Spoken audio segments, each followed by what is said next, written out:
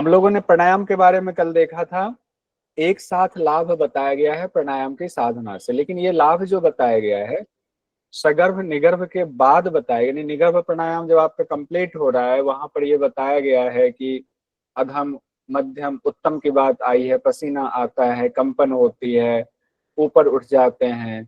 उसके बाद प्राणायाम की साधना से क्या लाभ होता है ये कहा गया है, जिसमें कहा गया आकाश में विचरण की योग्यता आती है, प्राणायाम से रोग नष्ट होते हैं, कुंडलिनी शक्ति का प्रबोधन होता है, कुंडलिनी जागरण होता है, मनो उन्मनी समाधि लगती है, चित्त में आनंद की प्राप्ति होती है, प्राणायाम का साधक सुखी होता है, ये कहा गया है। ये हम लोगों ने देख लिया हुआ था। अब हमें ये देखना है कि 7 कुंभक कल हम लोगों ने कंप्लीट किया था। आज 8वां जो कुंभक है केवली कुंभक, उसको हम लोग देखेंगे अच्छे से। तो एक बार बाकी जो 7 कुंभक है उसमें लाभ के बारे में क्या बात कही गई है वो हम लोग देख लेते हैं। सहित कुंभक में जो सगर्भ और निगर्भ है, तो निगर्भ के दौरान पसीने वाली बात, कंपन और भूमि त्याग की बात आई है। उसके बाद प्राणायाम के लाभ बताए गए जो अभी हम लोगों ने तुरंत देखा, इसमें इतनी ही चर्चा है। सूर्य भेदी में हम लोगों ने देखा था, अब अच्छे से देखिए, ध्यान से देखिए, ये एग्जाम के लिए बहुत महत्वपूर्ण है। 10 प्राण जागृत होते हैं क्योंकि सूर्य भेदी के ठीक बाद घेरन ऋषि ने कुंभक लगवा दिया और कुंभक लगाने के बाद 10 प्राण पे चले गए, 10 प्राण की चर्चा करने लगे। फिर उन्होंने लास्ट में बताया हम 10 प्राण की चर्चा क्यों कर रहे हैं, क्योंकि 10 प्राण जागृत होते हैं सूर्य भेदी प्राणायाम करने से, ये बात उन्होंने कहा हुआ है। और फिर कहा है कि जरा मृत्यु का नाश होता है सूर्य भेदी से, कुंडलिनी का बोध होता है, देहाग्नि बढ़ती है। 4 चीजें हो गई, 10 प्राण जागृत होता है, जरा मृत्यु का नाश होता है, कुंडलिनी बोध होता है, कुंडलिनी जागृत, और देहाग्नि बढ़ती है, देह की अग्नि बढ़ती है। फिर उज्जयी हम लोगों ने पढ़ा था, सिर्फ लाभ देख रहे, विधि नहीं देख रहे अभी। कार्यों की सिद्धि होती है, कहा गया सभी कार्यों की सिद्धि होती है। उज्जयी से कफ रोग का नाश होता है, ऐसे ध्यान रखें, उज्जयी गले के पास से करते हैं, गले का कफ रोग का नाश होता है, सभी कफ रोग उसमें जुड़ गया। क्रोड़ वायु, अजीर्ण, ये दोनों दोष भी दूर होते हैं। कौन सा? क्रोड़ वायु और अजीर्ण। अब क्रोड़ वायु भी इसमें कहा गया, अजीर्ण भी कहा गया। आम बात, क्षय काश ज्वर प्लीहा जरा मृत्यु, ये भी उज्जैन में कहा गया। क्या? क्षय काश ज्वर प्लीहा जरा मृत्यु, आम बात, क्षय काश ज्वर प्लीहा जरा मृत्यु। ध्यान से देखिए, अभी देखने से भी आपको फायदा होगा कि वो आप सोच रहे होंगे याद कैसे होगा, आपकी इंद्रियों में इंद्रियां ग्रहण कर रही और आपके चित्त में स्टोरेज होता जा रहा है। तो इसको देखिए और बोलिए भी माइक बंद रख करके। उज्जय में ये लाभ बताए गए। फिर है शीतली, चतुर्थ नंबर पर जो कुंभक है वो शीतली। शीतली में कहा गया अजीर्ण कफ पित्त रोग नहीं होते, अजीर्ण और कफ पित्त कहा गया। अजीर्ण इसमें भी है, अजीर्ण उज्जयी में भी है। उज्जयी में कफ है, इसमें भी कफ है, बस पित्त वाला इसमें नहीं है। कफ पित्त शीतली में कहा गया है। कफ कहा गया शीतली में अलग सा, जो कल बात हो रही थी, सरिता जी ने कहा था कि कफ शीतली तो ठंडक होता है, उसमें कफ का नाश होता है, ये बात कही गई है। तो ये अनोखा है, उस हिसाब से हम इसको याद रख सकते हैं। फिर भस्त्रिका हम लोगों ने देखा था कि भस्त्रिका में कहा गया था ना, धीरे धीरे करना है, श्वास लेना छोड़ना, 20 बार 3 सेट करना है। भस्त्रिका में क्या फल बताया गया? ना रोग होगा, ना क्लेश होगा, दिनों दिन आरोग्यता बढ़ेगी। रोग नहीं होगा, क्लेश नहीं होगा, आरोग्यता बढ़ेगी, ये 3 बातें कही गई। रोग नहीं होगा, क्लेश नहीं होगा, आरोग्यता बढ़ेगी। किसमें? भस्त्रिका में। फिर भ्रामरी में कहा गया, भ्रामरी में क्या है? विष्णु के परम पद की प्राप्ति कहा गया कि विष्णु का परम पद वहीं पर है और समाधि की सिद्धि होती है। 2 बातें महत्वपूर्ण भ्रामरी में कही गई। और भ्रामरी यहाँ पर अधूरी क्रिया है, इसके बाद फिर आगे हम लोग समाधि में पढ़ेंगे तो वहां भ्रामरी के बारे में और चर्चा की गई। मूर्छा के बारे में, सुख देने वाली है और निश्चित ही आनंद की प्राप्ति होती है मूर्छा में, ये कहा गया। केवली में आपका है, भूतल पर सब कुछ सिद्ध हो जाता है, ऐसा क्या है जो सिद्ध ना हो भूतल पर, ये बात कही गई है। और केवली अभी पढ़ेंगे तो और भी बहुत सारी बातें, अनोखी अनोखी चीजें निकल कर आएंगी। अभी मोटा मोटा हमने ये देखा, लेकिन देखिए अब इसमें एक चीज देखिए, गौर करने वाली बात यह है, जो रोग के नाम है ना, आपको कैसे याद होगा? रोग के नाम सिर्फ 2 में ही बताया गया है, उज्जयी और शीतली में। ध्यान दीजिए, उज्जयी शीतली 2 में ही कहा गया है रोग के नाम, बाकी किसी में रोग के नाम नहीं आए हुए। तो हो गया आपका, सिमट गया। अच्छा, पूछ दिया जाए क्रूर वायु अजीर्ण दोष आम बात किस कुंभक से खत्म होता है घेरन संहिता के मुताबिक? अब उसमें भस्त्रिका भी है, भ्रामरी भी है, मूर्छा केवली सूर्यवेदी भी है, हम परेशान हो रहे हैं। तो बस इतना याद कर लीजिए। तो कुछ निकालेंगे ना, जब हम सोचेंगे तो कुछ चीजें निकलती चली जाएंगी। अब हम लोग हंस मंत्र पढ़ेंगे केवली कुंभक के बारे में। तो अभी पहले हम लोग उधर पढ़ लेते हैं मंत्र के साथ, फिर इस प्लेट को देखेंगे। केवली कुंभक बहुत ही महत्वपूर्ण है, और इस दौरान हंस मंत्र की चर्चा है। प्रज्ञा जी उस दिन पूछ रही थी हंस मंत्र के बारे में बताइए, तो आज ध्यान से देखिए प्रज्ञा जी। अकारेण बहिर्याति सकारेण विषेत पुनः षट शतानि दिवारात्रो सहस्त्राणि एक विंशति अजपाम नाम गायत्री जीवो जपति सर्वदा।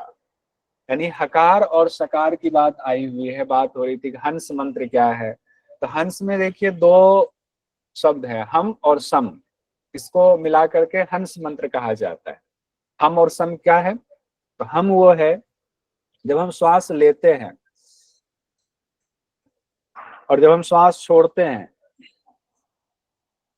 दोनों में एक विशेष ध्वनि, आप आंख बंद करके सुनेंगे, विशेष ध्वनि सुनाई देती है। जब श्वास ले रहे होते हैं तो सम की ध्वनि के साथ में श्वास आ रही होती है। थोड़ा आराम से लंबा श्वास लीजिए तो पता चलेगा। और जब आप श्वास छोड़ते हैं तो हम की ध्वनि आती है। ये ध्वनि जब आप आंख बंद करके सुनोगे तो आपको साफ साफ पता चलेगा ये दो ध्वनि आ रही है। और ये दो ध्वनि क्या होता है? श्वास लेना छोड़ना, और लेने छोड़ने की क्रिया क्या होती है? चलती रहती है। 24 घंटे जो चलती रहती है, तो हम तो कभी भी ये क्रिया बंद नहीं होती, चाहे आप सो भी जाए तो भी चलता रहता है। यानी 24 घंटे ये क्रिया, आपके श्वास लेना छोड़ना, ये क्रिया चल रहा है। और ये क्रिया जो चल रही है श्वास लेने छोड़ने वाली, 24 घंटे में जब आप जोड़ोगे इसको, एक सामान्यतः नॉर्मल बात बताई गई है कि 21,600 बार होता है। कैसे होता है 21,600 बार? दिवा रात्रों कहा गया, दिन और रात्रि मिलाकर के 24 घंटे में। तो 1 मिनट यानी कि 60 सेकंड में आप 15 बार श्वास लेते छोड़ते हैं। तो 15 बार आपने श्वास लिया छोड़ा 1 मिनट में, तो उसको अगर आप जोड़ लीजिए पूरे 24 घंटे से, 24 घंटे में कितने मिनट होते हैं, उसको फिर 15 से गुना कर दीजिए तो 21,600 आता है। सामान्य प्रक्रिया बताई गई है, सामान्यतः। अब जिसका उससे भी ज्यादा है, 21,600 से जो जो मान लो कि 25,000 श्वास ले लेता है, यानी कि उसको कुछ प्रॉब्लम है। और हमें क्या करना है? हंस मंत्र में क्या विधि बताई गई है? अभ्यास ऐसा करना कि 21,600 से संख्या घटानी है। यही इसका सिद्धांत है कि हंस मंत्र 21,600 बार चलता है, यानी 1 मिनट में 15 बार, उसकी संख्या को कम करना है। कम करेंगे तो आपकी उम्र लंबी होगी। और इसका नाम क्या दिया गया है? अजपा नाम गायत्री, जो कि जीव हमेशा जपता है। जीव मतलब जीवात्मा हमारे अंदर जो है। इसका मतलब हंस मंत्र कौन ले रहा छोड़ रहा होता है, कौन किसका जाप है, वो जो हमने तो अभी तक ध्यान दिया नहीं। हम तो श्वास लेते हैं, बस इतना ही पता है। वो जीवात्मा से उसका संबंध है। अभी हंस मंत्र रुक जाए हमारा आपका, जीवात्मा फुर्र से बाहर है ना, जीवात्मा फुर्र से बाहर, तो उसको अजपा गायत्री कहा गया है। अब आगे देखिए, मूलाधारे यथा हंस तथा ही हृदय पंकजे तथा नासा पुट द्वंद्वे त्रिभी हंस समागम। यानी ये जो हंस मंत्र चलता रहता है, इसका 3 जगहों पर समागम होता है, 3 जगहों पर मिलन होता है। पहला है मूलाधार में, हंस का आना जाना होता है हंस मंत्र का। हृदय कमल में हंस मंत्र का आना जाना होता है, और दोनों नासिका में होता है। यानी कि पॉइंट बताए गए, वैसे तो पूरे शरीर में ही जाता है, लेकिन इन 3 जगहों से उसका संचालन होता है, नियंत्रण होता है। कैसे? अगर आप नाक बंद कर दे तो हंस मंत्र ले पाएंगे क्या? नहीं ले पाएंगे। तो पहला जो है आपका सोर्स ये है हंस मंत्र का, दोनों नासिका। दोनों नासिका से आपने लिया तो कहाँ? आप पे गए ना, फेफड़े में गया, फेफड़े से उसका संचालन होता है कहाँ? हार्ट में। तभी हार्ट जो है पूरा ऑक्सीजन लेकर के कार्बन डाइऑक्साइड फिर लंग्स को देता है, फिर ऑक्सीजन के साथ में वो ब्लड को पूरे शरीर में भेजता है। तो पूरे शरीर में एक एक सेल्स तक आपके ऑक्सीजन पहुंचता है। ये प्रक्रिया आप लोग पढ़ेंगे। तो दूसरा हो गया हार्ट में। तीसरा कहाँ है? तीसरा है मूलाधार में। मूलाधार में कौन है? कुंडलिनी है। कुंडलिनी ही ऐसी शक्ति है जो आपको इस चक्र में, संसार के चक्र में आपको फंसा के रखा हुआ है। वही मोक्ष दिलाती है और वही आपको भोग भी कराती है। भोग की तरफ भी आपकी प्रवृत्ति होती है तो उन्हीं की वजह से होती है। यानी वो शक्ति है, तो उस शक्ति के पास भी हंस मंत्र का मिलन होता है। तो हंस मंत्र का मिलन कहाँ कहाँ हुआ, अब याद हो जाएगा, नासिका में, हार्ट में, और आपका मूलाधार में। यहाँ पहले मूलाधार कहा गया है, नीचे से ऊपर आया है, फिर हृदय कमल कहा गया है, फिर दोनों नासिका कहा गया है। 3 जगहों पर वायु का आना जाना होता है, ऊपर से लेकर नीचे तक। हमेशा हंस मंत्र का जाप इन 3 जगहों पर चलता है। तो ये भी आपका क्वेश्चन हो गया, यहाँ से क्वेश्चन पूछा नहीं गया है, लेकिन पूछा जा सकता है कभी भी। किन 3 जगहों पर अजपा गायत्री का मंत्र चलता रहता है, मूलाधार, हृदय कमल, दोनों नासिका। अब उसके बाद शरीर का माप इसमें भी बताया गया, और शरीर जब आप श्वास ले रहे हैं तो श्वास शरीर से बाहर निकल रही होती है, हमेशा हर वक्त श्वास का आवागमन बाहर हो रहा होता है। जब आप दौड़ के आते हैं तो ज्यादा होता है, सामान्य बैठे हुए हैं, सामान्य प्रक्रिया है, हार्ट बीट वगैरह सब नॉर्मल है, तो उस दौरान भी श्वास जारी कितनी दूर तक जा रही है उसकी गिनती की गई है। कैसे, षणवती अंगुली मानम शरीरम कर्म रूपकम। पहले तो कहा गया है शरीर का माप 96 अंगुल है, 96 अंगुल है। कोई 6 फीट हो, 5 फीट हो, 4 फीट हो, उसके अपनी अंगुल से वो 96 अंगुल का ही होता है उसके शरीर का माप। तो 96 अंगुल के माप से ही जो मर्म स्थान का निर्धारण शरीर में होता है, उंगलियों के माप से, ध्यान रखिएगा। तो वो उंगली से माप करके ही मर्म की चर्चा होती है कि इंद्रबस्ती मर्म कहाँ है, कुरपर मर्म कहाँ है, किसको दबाने से क्या, तो उंगली से मापा जाता है। तो 96 अंगुल का पूरे शरीर का माप होता है। फिर कहा गया देहात बहिर्गतो वायु स्वभावतः 12 अंगुली, यानी कि स्वभावतः जो हम बैठे हुए हैं, अगर कोई कार्य नहीं कर रहे, सिंपल श्वास चल रही है, तो 12 अंगुल जो है श्वास बाहर निकल रही है। कितना, 12 अंगुल श्वास जो छोड़ रहे हैं, तो कहाँ तक जा रही है, जैसे फूंक मारते हैं ना हम लोग, तो फूंक कहाँ तक जा रही होती है, एक जा रही होती है। वैसे जब श्वास हम नॉर्मली छोड़ रहे हैं, ले रहे हैं, तो छोड़ने में श्वास कहाँ तक जा रही है, सामान्यतः 12 अंगुली 12 तक जा रही है। ये हो सकता है एग्जाम में आ जाए।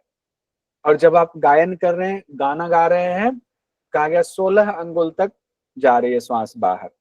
और जब आप भोजन कर रहे हैं, भोजन के दौरान भी पाचन की क्रिया भी हो रही है, भोजन कर रहे हैं, थोड़ा स्वाद अच्छा है तो बढ़िया से भोजन किए जा रहे हैं, तो भोजन में कहा गया विंशति तथा, भोजने विंशति तथा, तो भोजन में 20 अंगुल कहा गया कि भोजन करते इसमें 20 अंगुल श्वास चलती है, यानी एनर्जी लग रही है उस दौरान भी। फिर कहा गया है चतुर्विश, यानी 24 अंगुली, चतुर्विश अंगुली पंथे, यानी कि चलने में, पंथे मतलब चलने में, चलने में कितना लगता है, 24 उंगली हो गया, धीरे धीरे बढ़ता जा रहा है, चलने में थोड़ा ज्यादा है। निद्रा में बहुत ज्यादा बताया गया, हम लोग सोचते हैं निद्रा में श्वास कम चल रही, नहीं, निद्रायाम 63 अंगुली, निद्रा में 30 अंगुली श्वास बाहर निकलती। अरे बाबा, निद्रा में बहुत निकल रही, निद्रा में इसका मतलब बहुत एनर्जी का लॉस हो रहा है, कम नहीं हो रहा है। मैथुने षड 63 उक्त व्यायामोच ततो अधिकम।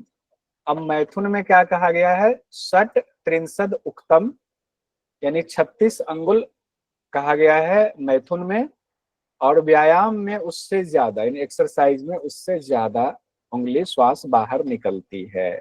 श्वास की गति की बात की, एक साथ देखिए। स्थूल शरीर का माप 96 अंगुल है, 96 अंगुल बताया गया है। स्वाभाविक तौर पर वायु 12 अंगुल बाहर निकलती है। गाना गाते समय 16 अंगुल, भोजन करते समय 20 अंगुल, चलते समय 24 अंगुल। तो इसको जोड़ लीजिए, गाया, फिर भोजन किया, फिर चले, फिर नींद ले लिया। मैथुन और व्यायाम की बात की गई है, तो मैथुन में 36 और व्यायाम में उससे ज्यादा, नींद में तो 30 कहा गया है। हंस मंत्र में 3 बातें आई हैं, श्वास लेते समय सम की ध्वनि, छोड़ते समय हम की ध्वनि निकलती, एक बात ये आई है।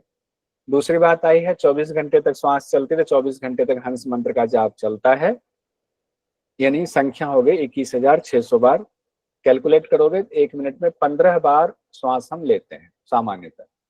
और इसी क्रिया को जो 24 घंटे 21,600 बार चल रहा है, उसका नाम अजपा गायत्री कहा गया है, जिससे जीव हमेशा जब।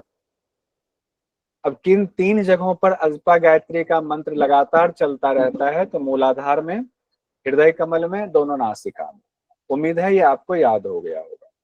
इसमें बाकी ऊपर वाला तो याद ही था, ये 3 चीजें आपको मेन था, मूलाधार, हृदय कमल, दोनों नासिका, जो आपको यहाँ पर अलग कहा गया है बाकी ग्रंथ से।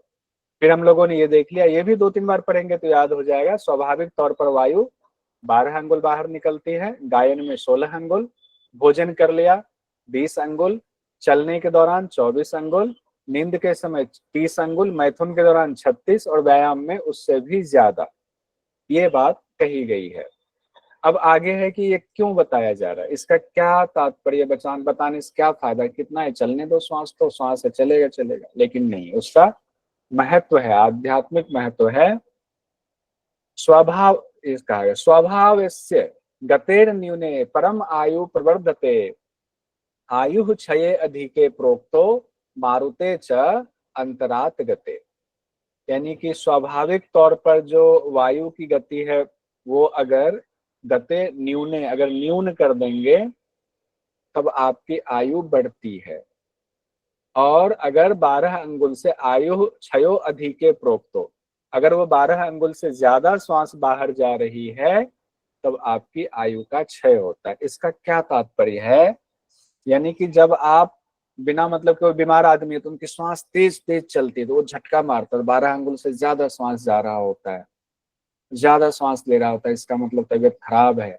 और जो योगी लोग होते हैं वो धीरे धीरे श्वास, उनके श्वास क्या होता है, स्थिर हो जाता है, सूक्ष्म हो जाता है, धीरे धीरे श्वास लेता है और धीरे धीरे श्वास बाहर निकलता है। तो मुश्किल से इतना होगा, 12 अंगुल तक तो जा ही नहीं सकता है, इसका मतलब उसकी श्वास लंबी हो गई, लंबी हो गई तो अब जो है संख्या कम हो जाएगा, संख्या कम हो जाएगा, अंगुल भी कम निकलेगा उसका, इसका मतलब उनकी उम्र बढ़ जाने वाली है। परम आयु प्रवर्धते। ठीक है, अब आप कहेंगे तो फिर व्यायाम करना छोड़ दें क्या, नहीं, व्यायाम से उस दौरान या योग से हो सकता है कोई ऐसी एक्सरसाइज आप कर रहे हैं तो उस दौरान बढ़ जाता है, लेकिन बाद के लिए उसका रिजल्ट ये होता है कि वायु आपकी श्वास की गति सूक्ष्म हो जाती है, फिर वो जो 12 अंगुल है उससे भी कम करना है। यानी यहाँ ये बात कही जा रही है, बहुत गूढ़ रहस्य है कि जो 12 अंगुल स्वाभाविक तौर पर भी निकलती है ना, उससे भी आपको कम करना है, श्वास को इतना सूक्ष्म बना लेना है, इतना लंबा बना लेना है। आगे देखिए कितनी गूढ़ और गहन बातें हैं। तस्मात् प्राणे स्थिते देहे मरणम नैव जायते, वायुना घट संबंधे भवेत केवल कुंभकम। जब शरीर में प्राण स्थित है तो शरीर की मृत्यु नहीं हो सकती। क्यों? क्योंकि वायु का घट से जब तक संबंध है तभी तक जो है जीवन है, और वो जीवन जो है हमें लंबा करना है, क्योंकि मोक्ष की प्राप्ति के लिए बहुत सारी साधनाएं हमें बताई गई हैं, समय चाहिए उसके लिए, एक बार में नहीं होगा, तो उसके लिए जीवन जीना जरूरी है। और कहा गया है कि केवल कुंभक से प्राण इस घट रूपी शरीर में स्थित हो जाता है, केवल कुंभक करेंगे तो शरीर में प्राण स्थित हो जाएगा, यानी आपकी उम्र लंबी हो जाएगी। आगे देखिए, यावत जीवम जपेत अजपा संख्य केवलम, अद्य अवधि धृतन संख्या विभ्रम केवली कृते। जब तक जीवन रहे तब तक मनुष्य अजपा गायत्री का जाप चलता रहता है उसका। अगर अजपा गायत्री संख्या कहें तो 21,600 बार तो चल ही रहा है। केवली कुंभक करने पर उसकी संख्या में परिवर्तन हो जाता। अद्य अवधि धृतम संख्या विभ्रमम, केवली करने से इसकी संख्या में परिवर्तन हो जाता है, तब संख्या कम हो जाएगी तो आपकी उम्र लंबी हो जाएगी। तो इसीलिए केवली कुंभक का निरूपण करके हंस मंत्र कहा, श्वास की बात आई हुई है, तो इसका इंपॉर्टेंस कितना बड़ा है देखिए। अतएव ही कर्तव्य है केवली कुंभको नर है, इसीलिए कर्तव्य है हमारा आपका कि केवली कुंभक करना है नर को। केवली च अजपा संख्या द्विगुना च मनो उन्मनी, इसीलिए मनुष्य का कर्तव्य है कि केवली कुंभक करें, और केवली कुंभक और मनो उन्मनी में अजपा की संख्या का दोगुना फल होता है। केवली कुंभक और मनो उन्मनी समाधि दोनों में अजपा की संख्या का दोगुना फल होता है। सीधा सीधा अगर सीधा सपाट बात कहें तो उम्र लंबी हो जाएगी, डबल हो जाएगी, दोगुना। अगर आपकी उम्र जो है 60 साल जीने वाले हैं तो 120 साल कर लेंगे। एक बात कह रहा हूँ, ऐसे व्याख्या के हिसाब से है, हम मूड हल्का करने के लिए। तो क्या है, दोगुना फल मिलता है किससे, केवल कुंभक और मनो उन्मनी समाधि से। आगे देखिए, अब विधि तो पूरी तरह से नहीं बताई गई, विधि पूरी तरह से स्पष्ट नहीं है, लेकिन मोटा मोटा बताया गया। गुरु ढूंढिए और इस विधि को, केवली कुंभक की जो घेरण संहिता में विधि बताई गई है उसको अच्छे से सीखिए। नासाभ्याम वायुम आकृष्य केवलम कुंभकम चरेत एकाधिक चतुःषष्टिम धारियेत प्रथमे दिने, यानी दोनों नासिका से वायु को खींचकर केवल कुंभक कीजिए, प्रथम दिन 1 से 64 तक श्वास प्रश्वास को धारण कीजिए, 64 बार कहा गया है। दोनों नासिका से श्वास खींचा और कुंभक किया, तो पहले दिन 1 से कहा गया 64 बार तक श्वास को धारण करना। हालांकि कई जगहों पर यह व्याख्या अलग अलग मिलती है 1 से 64 वाली, तो इसको लेकर कंफ्यूज नहीं होंगे, अलग अलग है तो अब कुछ चीजें छिपी हुई हैं, इसीलिए व्याख्याकारों में अंतर हो जाता है। लेकिन एग्जाम की दृष्टि से 1 से 64 तक की संख्या केवली कुंभक में कही हुई है। अब आगे देखिए कितनी बार करना है, तो 8 बार कहा गया। केवलिम अष्टधा कुर्यात यामे यामे दिने दिने अथवा पंचधा कुर्यात तथा तत्कथयामि ते प्रातः मध्याह्न सायने मध्य रात्रे चतुर्थके त्रिसंध्यम अथवा कुर्यात सममाने दिने दिने। पहले कहा गया 8 बार की बात की गई है कि 3-3 घंटे में कीजिए। अगर मान लीजिए 8 बार नहीं हो पा रहा है तो 5 बार अभ्यास कीजिए, प्रातः मध्याह्न सायं मध्यरात्रि और रात्रि के चौथे प्रहर में, ये बात कही जा रही है, कॉन्फ्लिक्ट नहीं है। अगर मान लीजिए 5 बार भी नहीं करते हैं तो 3 बार तो कर सकते हैं, प्रातः मध्याह्न और सायं में समान संख्या में कीजिए, तो 3 बार कर लीजिए। फिर आगे कहा गया पंचवारम दिने वृद्धिक वारेकम च दिने तथा अजपा परिणामम य अजपा परिणामम च यावत सिद्धि प्रजायते। अब यहाँ पर भी व्याख्याकारों में थोड़ा सा मतभेद है कि जब तक आपकी सिद्धि नहीं हो जाती, एक तो तब तक जो है आपको अभ्यास करना है, गायत्री का परिणाम जो है जब तक आपका सिद्धि देने वाला ना हो जाए तब तक करना है। दूसरी बात यह है पंचवारम दिने वृद्धिक वारेकम की बात है, यहाँ पर कंफ्यूजन की स्थिति होती है। हर रोज 5-5 बार वृद्धि करते जाए तो किस में वृद्धि करे, संख्या में वृद्धि करने की बात होगी, बट ऑब्वियस है क्योंकि ऊपर तो 8 बार मैक्सिमम बताया गया, फिर 5 बार बताया गया, फिर 3 बार बताया गया है, ऐसे बताया गया है। उसके बाद कहते हैं कि 5-5 बार की वृद्धि करेंगे उसमें, तो क्या ये रोज वृद्धि करना है या हर 5वें दिन वृद्धि करना है, इसको लेकर व्याख्याकारों में कंफ्यूजन है। तो खंबा प्रकाशन में पंचवारम की जगह पर पंचमे च दिने लिखा हुआ है, पंचमे च दिने ये लिखा है हमने, पंचमे च दिने यानी हर 5वें दिन वृद्धि करते जाए। जो संख्या पहले संख्या बताइए कितनी बताई गई है, 1 से लेकर कितनी तक की संख्या शुरुआत में हमने पढ़ा, 64 है। तो उसका लिंक कुछ जो है गुरु जोड़ेंगे, हम लोग अनुमान लगा सकते हैं। प्राणायामम केवली च तदा वदति योगवित केवली कुंभके सिद्धे किम न सिद्धति भूतले। केवली कुंभक सिद्ध करने वालों को योगविद कहा जाता है, यानी कि अब वो तत्व ज्ञान को जान गया इसलिए योगविद कहा जाता है। और केवली कुंभक जब सिद्ध हो गया किम न सिद्धति भूतले, भूतल पर ऐसा क्या है जो सिद्ध नहीं होगा, यानी सब कुछ सिद्ध हो जाएगा। केवल कुंभक यहाँ हमारा कंप्लीट हो गया, ये हम लोगों ने देख लिया था ना केवल कुंभक में। हाँ, फरवरी 2023 का क्वेश्चन है सूची 1 सूची 2 का मिलान करें। सूची 1 और सूची 2 का मिलान करना है। सूर्यवेदी, उज्जयी, शीतली, भस्त्रिका। और इधर देखिए कितना अच्छा दिया हुआ है, पित्तहर, त्रिदोष, कफहर, वातहर। अब इसमें लगाना, एक तो सरिता जी ने बोला हुआ था ना शीतली वाला, तो शीतली वाला क्या होगा सो बताइए। शीतली में तो दो का होगा बात है, उज्जय का होगा कफहर, उज्जय का शीतली का पित्तहर और भस्त्रिका का होगा त्रिदोष। जबर सर ये होगा गुल में ये होता है, मतलब शीतली का तो ये तो फिक्स है इसका। शीतली में कफ भी कहा गया है, लेकिन चूंकि कफ के लिए 2 चीजें आ जाएंगे ना, कफ उज्जयी के लिए भी है, शीतली के लिए, तो शीतली में दूसरा कौन सा फिट बैठेगा वो भी देखना है। तो पित्त भी है, शीतली में तो पित्त है, जबर होता तो वो भी होता। हाँ इसमें पित्त ही होगा, इस वाले में पित्त ही होगा सर। इसमें पित्त होगा, ठीक है। कफ के अंदर उज्जय भी है ना, कफ के लिए उज्जय बचा हुआ है।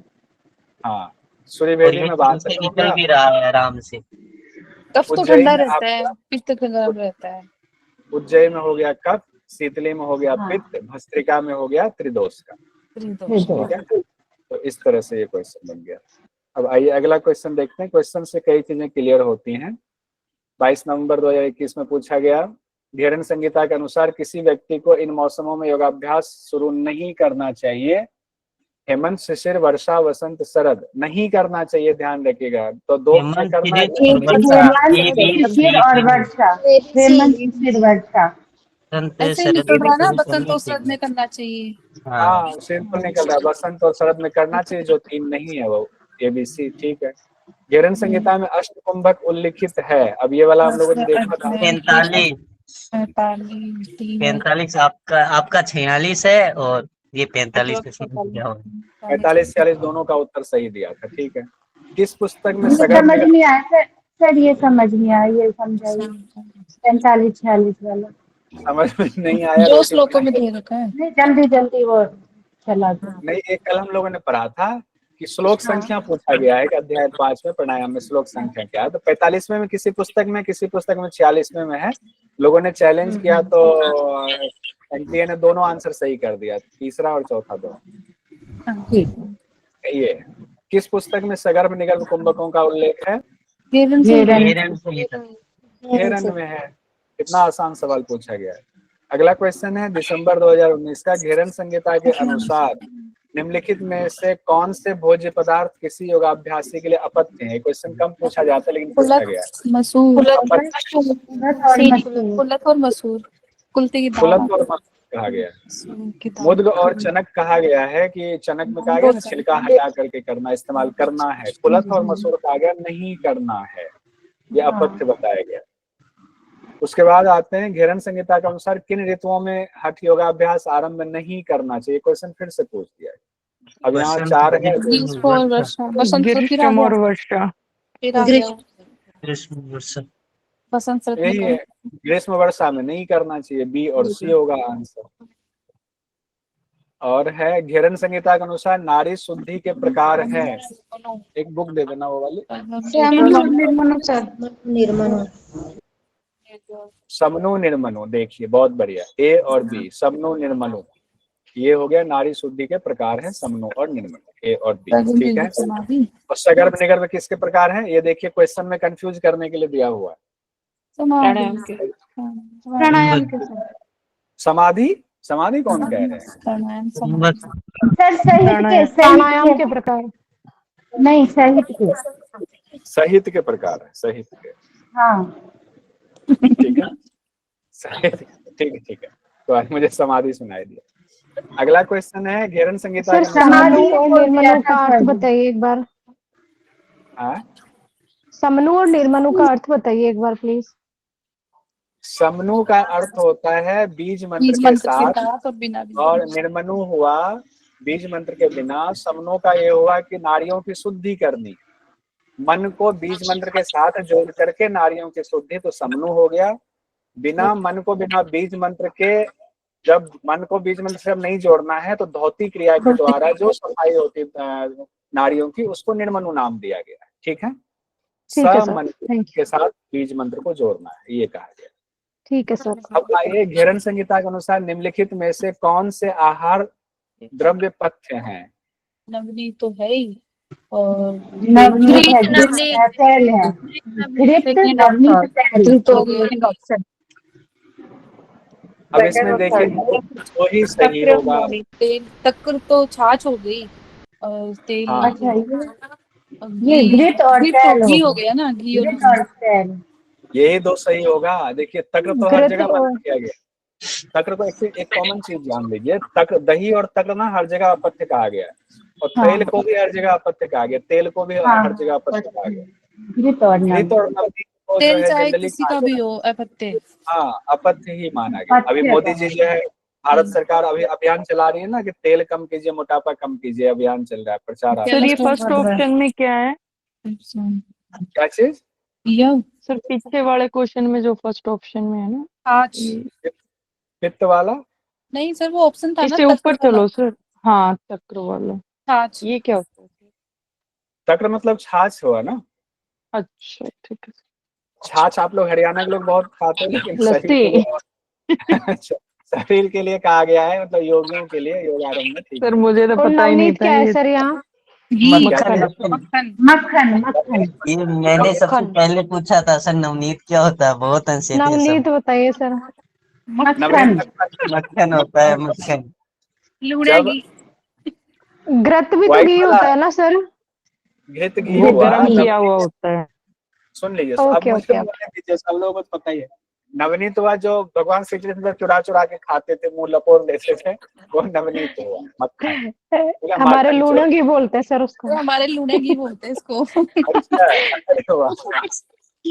आइए, अगला है घेरन संहिता के अनुसार निम्नलिखित में से कौन से आहार अपथ्य हैं। अब इसमें देखिए तो जरा अच्छे से। ये या कुलत तिरी, कुलत तिरी। अपथ्य तो वही आ गया वहाँ। ठीक है, दो चीजें कुलत पथ्य है, वही। यव और जब मुद्ग जो है पथ्य है, और कुलथ तिल अपथ्य है। तिल का कुलथ तिल। तिल अपथ्य है, सिंपल सी बात है इसमें। ये वाला इतना पढ़ चुके सर हम लोग अब कि ये ये याद लव रखा भी होगा। बता दो, ये क्या होता है?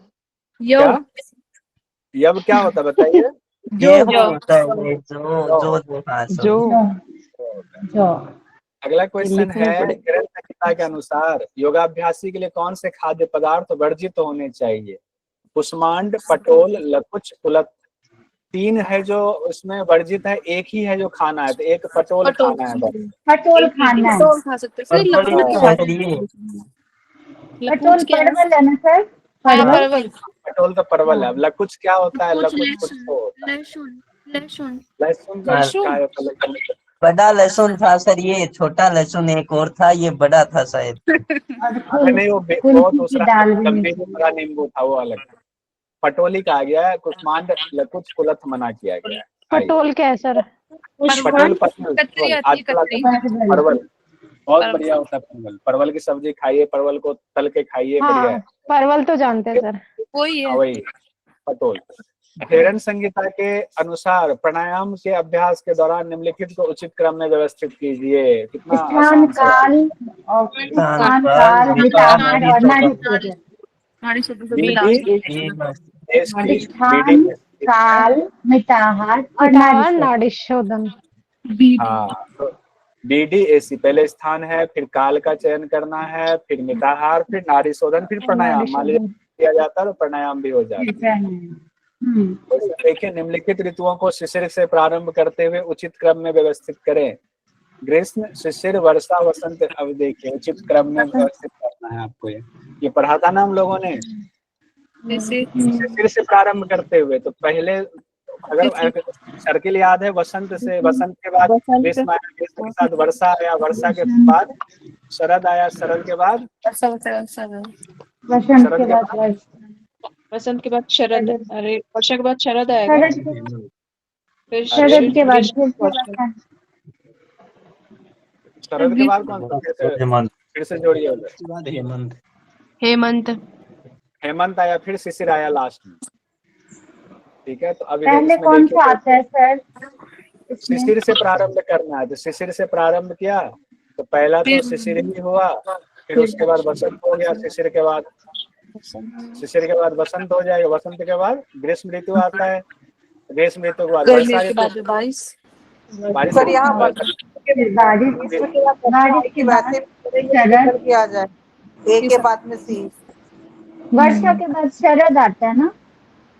वर्षा के बाद शरद ऋतु आएगा, ये वाला लास्ट में आएगा। ठीक इसको है, सर ये दिखाना पड़ेगा, हर 15वें दिन रिवीजन मांगता है ये ना। हाँ, रिवीजन कीजिए, इसका चौथा उत्तर सही है।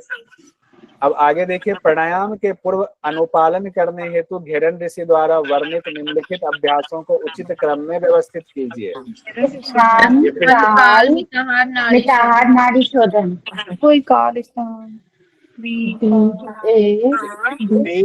DBAC किसमें ये है, तो ऊपर आया, उसी से कनेक्ट कर रहा है सर क्वेश्चन। वही है।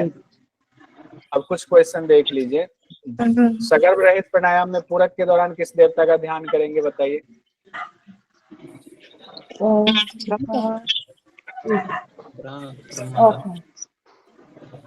ब्रह्मा का ब्रह्मा सगर्भ की बात, देवता ब्रह्म।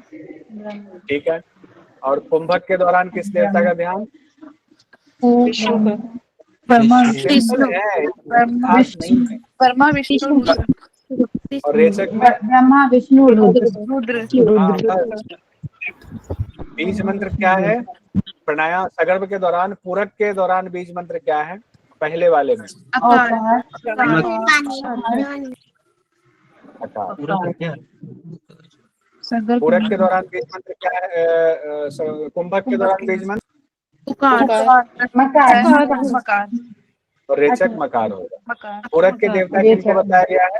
पूरक के देवता किनको? वही सवाल होगा। ब्रह्मा ब्रह्मा को ब्रह्मा विष्णु रुद्र। ब्रह्मा विष्णु रुद्र। ये हल्का वाला सवाल है ताकि आपका मन खुश हो जाए। चलिए, पूरक के देवता का वर्ण क्या है ये बताइए। श्वेत नहीं, लाल श्वेत ऐसे कुछ नहीं लाल लाल रक्त वर्ण लाल। रक्त वर्ण लाल। रेचक के देवता का वर्ण, रेचक के देवता का वर्ण काला कृष्ण कृष्ण कृष्ण पक्का नहीं था। कल हम लोगों ने श्वेत श्वेत श्वेत श्वेत श्वेत श्वेत विष्णु भगवान कृष्ण है। कुंभक के देवता का वर्ण कृष्ण होगा। तो ये हम लोगों ने देख लिया। इसमें थोड़ा ये उल्टा नारी शोधन की कितनी विधि बताई गई है? दो। कौन से? समनु निर्मल। ठीक है। भोजन के दौरान शरीर से कितनी अंगुल बाहर निकलती है वायु? 20 अंगुल बाहर निकलती है। 30 बढ़िया। निद्रा निद्रा में 30 30। अच्छा, किस ऋतु में योग का आरंभ करना चाहिए? किस ऋतु में? बसंत और शरद वर्षा ऋतु में हिंदी के कौन से 2 महीने आते हैं? सावन भादव। सावन। गाना भी है। वसंत ऋतु में कौन से 2 महीने आते हैं? वसंत चैत्र। ये लिखा हुआ आंसर देख के बोले। शरद ऋतु में कौन से आ रहे हैं अभी? अभी आज चल रहा है कार्तिक आएगा। अब जो भारी वाला सवाल है, हेमंत ऋतु का अनुभव किन किन महीनों में होता है? यहाँ पे सब जो है सोचने लगेंगे। चार्ट बना लेते पहले। ठीक है। हाँ सर, एक बार चार्ट को देख लीजिए। एक बार इसका बस ऐसे रिवीजन कर लेते हैं, कोई बात नहीं। चार्ट देख लेते, आसान हो जाएगा। अब इसमें देखिए, हमने कहा था 3 पार्ट में बांटेंगे। शिशिर, वसंत, ग्रीष्म एक टीम में है और वर्षा, शरद, हेमंत एक टीम में है। शिशिर, वसंत, ग्रीष्म का अब आप बताइए कि 2 महीने लेगा कि 1 महीने आगे पीछे कैसे लेगा? 2 महीने। 2 महीने लेगा, यानी एग्जैक्ट बता करके अपने टाइम पे चला जाता है। और वर्षा, शरद, हेमंत क्या करता है? 1 महीने पहले और 1 महीने पहले और 1 महीने बाद सबसे लेते हैं। 1 महीने पहले 1 महीने बाद तक बाद लेता में है। दोनों तरफ से लेते हैं। दोनों तरफ से लेता है। ठीक है, ठीक है। अब ये भी देख ले, निर्मनुन आदि शोधन कैसे किया जाता है? धोती कर्म के द्वारा। जम्हाई से संबंधित कौन से उपप्राण है? धनंजय, जो शरीर में धड़कता रहता है। ब्रिजम शब्द आया था। शब्द से संबंधित कौन सा है? धनंजय। एक चेतना से भी था। चेतना से कौन सा था बताइए? चेतना से यही था, नाग ही था, डकार और चेतना से। नाग ही था, डकार चेतना दोनों से नाग था। पलकों का उठना गिरना, पलकों का उठना गिरना किससे है? कूर्म से। भूख प्यास किससे मिटेगी? कुकर से, केकल से करके। और क्षण मात्र भी शरीर नहीं छोड़ता है कौन सी वायु? धनंजय। कौन सी 3 जगहों पर अजपा गायत्री का मंत्र चलता रहता है? मूलाधार और दोनों नाभिक। दोनों नासिका।